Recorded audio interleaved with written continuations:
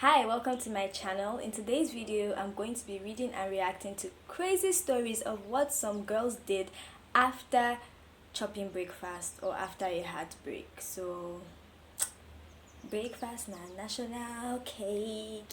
It could touch everybody.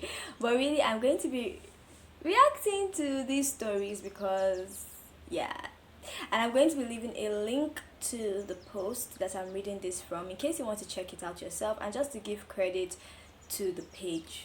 So let's get into it. I had dated Mofe for 8 months and it was a great experience. One day he told me he had made up his mind to end the relationship. I almost ran mad because I couldn't even think of what I might have done wrong.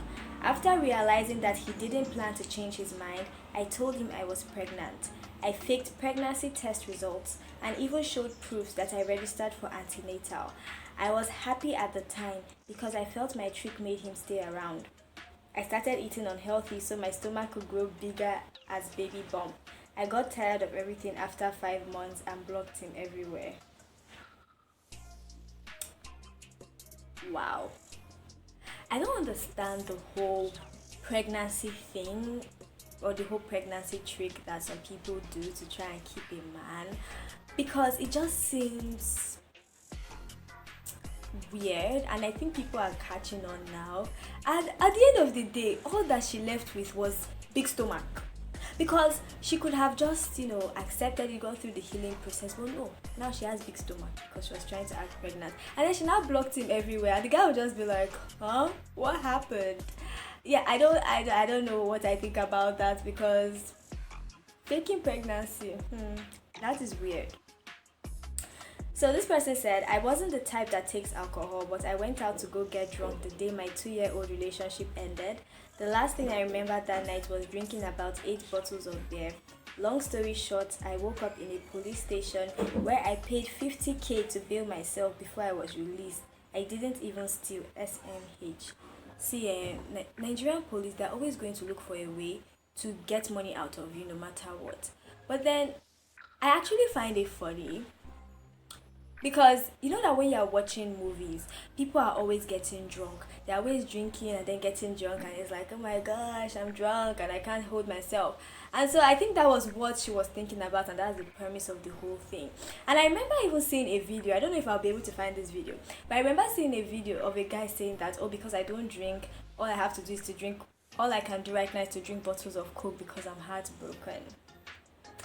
Man, so what she got out of this breakup was to spend 50k that I don't have. I'll not be spending it because of what breakup.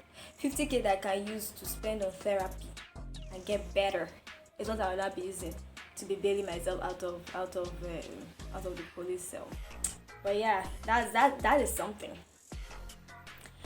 Daniela says, the relationship with my ex ended because he wasn't faithful. It was time to move on and give someone else a chance, but his name was badly written on my chest. Yes, I had a tattoo of his name. The silly thing I did after that was that I started looking for another man bearing Adekunle to date. I didn't care about looks, but I just wanted someone with that name to replace him.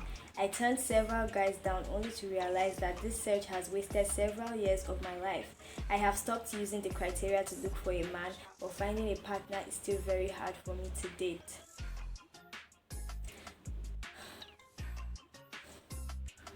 So the thing, I'm speechless because people that do that thing, people that write tattoos on their chest, or they get tattoos of their partner's names to show that they're in love with the person. Why? No, tell me why. What is the reason? Is it that you think, and I think that's the thing with relationships. The thing with relationships is that when you get into a relationship, in your mind, you're like, this is my last bus stop. Now you be my last bus stop. You just think that this is the end. I'm not dating anybody again. And I'm moving on. And like, this is it. The next thing is to get married and is to have a child. That's it. But anything can really happen, and then to do something as huge as getting a tattoo of the person's name is, I don't, like I said, I understand that some people would be like, okay, yeah, this is the person I'm going to stay forever with, but I just think that that's just that's just a big careless mistake to make. And I know that love can make you do so many things, but tattoo, because to even get the tattoo removed is painful. There's this person on TikTok. I was going through TikTok one day and I saw this person, and the person removes tattoos, and that thing looks painful. The sound it even makes, it does like the sound that it makes, it's painful. I'm even feeling the pain from where I am. And it even looks ugly, and at the end of the day, the way the tattoo fades, it's just a whole lot of work. So before getting a tattoo, at least let it be a tattoo of something that you know that lasts forever. Like, you can get a tattoo. I saw somebody getting a tattoo with their siblings. That is fine. But a tattoo of a man or Korean man, no, I don't want. But yeah, and then the fact that she had to look for somebody that was bearing his name. I mean, even if she gets someone that's bearing his name, the person knows that the person will be looking at you somehow. Because imagine if I meet someone and then he has a tattoo of somebody named Okwe. I know that Okwe is not for me, and it will even make me feel somehow like, is this why he brought me here? Is this why I'm here? To just so that no, you have to do another tattoo with my name, because I know too. This other person said, I and Fola were popular on social media because of how we display our romance. We even had a couple's YouTube channel. I found out that he had been cheating on me all along, but I still stayed in the relationship because I didn't want people to know how our relationship failed, despite all the God when we always receive. He finally broke up with me after dating for 14 months. The stupid me kept posting us on my own page for another 5 months so that people won't suspect that we weren't together. Meanwhile, he had moved on at the time. Actually, on the Notes app on my phone, I planned to talk about the whole YouTube couple content thing and my thoughts on it, and I think I'm still going to record that video because there's so many things that come with having a couples channel. I don't watch couples channel personally because I just feel that most couple channels are fake. We know that they are fake and their content is fake, but then there's just something about it that just gives me like cringe vibe. Please, don't, if I start a couples channel, don't bring back this video to haunt me. But really, there's something about it that just makes me cringe. And because of things like this is why I'm always iffy about couple channels. Because at the end of the day, most times the relationship might not be healthy, and because of how popular you are, and because this is where you get your money, this is what you are tied to, this is where your identity is. Your identity is in the fact that you're in this relationship. You're going to keep on going with this relationship, and it's even more embarrassing when the person is doing something like cheating on you, because the person is cheating, and then some people would know that he's cheating on you, and to just make your channel just look like a joke. And if you don't even leave it, it will make you look more of a joke, and people will be like, oh, she's doing it for the money, and your business will just be out there. Unlike other people that don't have couples channel, that if their partner cheats on them and they leave, or they even stay, you should not stay. Trust me, it's a bad idea. But or their partner cheats on them and they stay, at least nobody's gonna know except your close friends or whatever.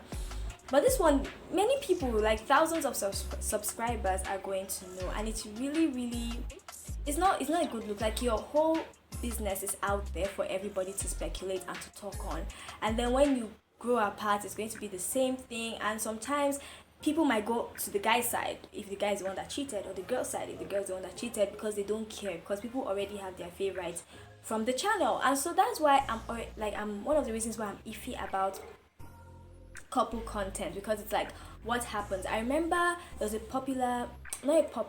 she was a Christian YouTuber at that time, and she was dating this guy, and while they were dating, she would make videos with him, how to be closer to God with your partner, how to do this, how to do that at that time. And so I used to enjoy her channel because the guy was fine, she was fine. I even remember talking to my friend about how handsome her husband was, because he's not a husband, about how handsome her boyfriend is, and how we want handsome boyfriends and blah blah blah.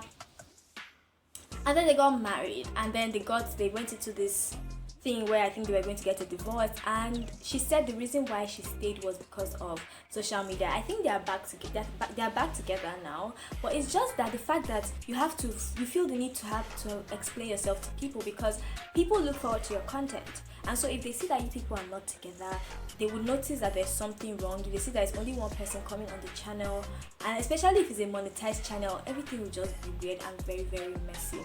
So I kind of get why she went on with what she went on, but I think it would have been better if she had just come out to just be honest and say, okay, we were not together anymore. And she would have even gotten people on her side. She had said the reason why. If she wanted to get her lick back, she could have been like, yeah, he cheated on me, and then people would be like, you this, things like that. So yeah, and the fact that she even continued posting pictures of them outside. Oh my gosh, that's so embarrassing, because by that time people would even know the guy has moved on. Wow. So this other one says, after I broke up with my ex, I got into a new relationship the following week just because I wanted to pepper him. One thing led to another, and I got pregnant for the new guy within a month. He proposed, I accepted and flaunted my ring to spite him, even though I wasn't ready to be married. We got married after 2 months, and the marriage turned out to be nothing to write home about. We are now separated. You see, that's why most people say that after a relationship, you should actually take time out to not date anybody, be emotionally unavailable for a while, because when you turn somebody into your rebound, most times you just pick people based on how they can pepper your ex. And I think the worst thing to do, I remember having this conversation with a friend that was going through a heartbreak, and I was telling her that at the end of the day, you can post pictures on your Instagram, you can post pictures on your Snapchat, but at the end of the day, why are you doing it? What's the reason? Why are you actually doing it? Are you doing it for yourself, or are you doing it so that he can see that you have moved on? Because if you are doing it, you're still thinking about him. If you are doing it for him, you're still putting him first. You're still thinking about him. And sometimes they actually know when you're doing these things, so it looks really ridiculous and it makes you look pathetic.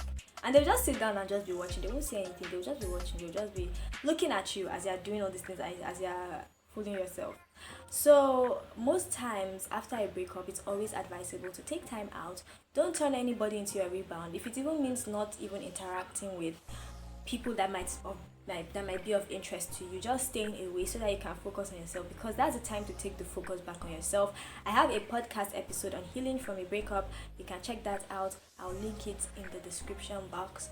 But I have an episode on that on my podcast, Real Talk with Uppy, where I just share how I healed from a breakup and how you can heal from a breakup too. But it's really advisable to redirect the focus back on yourself and not do something like this, because this is really extreme. She got pregnant, she got married, and only God knows what actually happened in her marriage. And just to think that this marriage is a result of trying to get your lick back at your ex, who probably got over the breakup and is living his best life.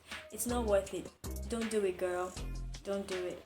George and I dated for 3 years. During the relationship, my ex came around and we mistakenly had sex thrice. George found out and threatened to end the relationship. However, he later agreed to stay on one condition. He said he wanted to cheat back, which I gladly approved since he promised that he would cut the girl off after sex. This didn't help the situation because George was still seeing the girl. He later broke up with me to be with her. I paid some guys to beat him to a pulp as it was the only thing that would make me move on happily. I don't even know what to say about this one, because she cheated, but then the guy just wanted to revenge. That's what I just say about this thing. The guy just wanted to revenge. He knew it was never going to be just sex with the other girl. He knew that he was going to still be with the other girl. It was just him getting his own back. That was what he was doing. But I don't know what to say, because she also cheated. So both of them are cheats, and okay, at least she got some guys to beat him up. So that's something, I guess. We argued the night Burna did a concert in London. He insisted that Burna was the best artist in Nigeria, and I told him OBO is better than him. The arguments got heated and he threw the TV remote at me. I got angry and threw my phone too, which injured his nose. We both ended the relationship that night. Some days after, I begged him to let's come back, but he disagreed. That's how I told my cousin and some friends to post on their WhatsApp statuses that I died, so he would feel bad. A lot of people started calling and texting while some were posting my obituary. Last, I couldn't leave my home for months because people thought I was truly dead. He didn't call because he didn't care. He didn't call because he didn't care. That's what happened. Because really, it's actually very funny, and that's why I hesitated before reading it, because I was actually laughing in my heart. I was laughing. But what the things people do,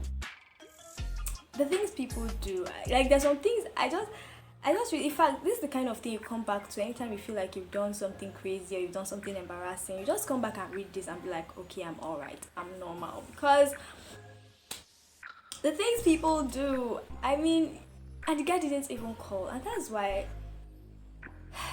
you shouldn't do anything crazy for, I wouldn't say for a guy, but you shouldn't do anything crazy for a guy, yes. Because at the end of the day, if they don't care, they don't care. And to think that it was just an argument about who is better between Burnaboy and Davido. And I'm now wondering that, is it that the guy has been wanting to break up since, and this was just his excuse?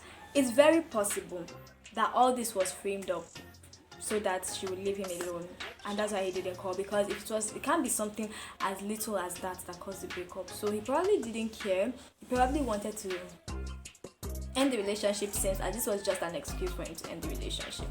And so that's what I think about it. If you ask me, that's what I will say.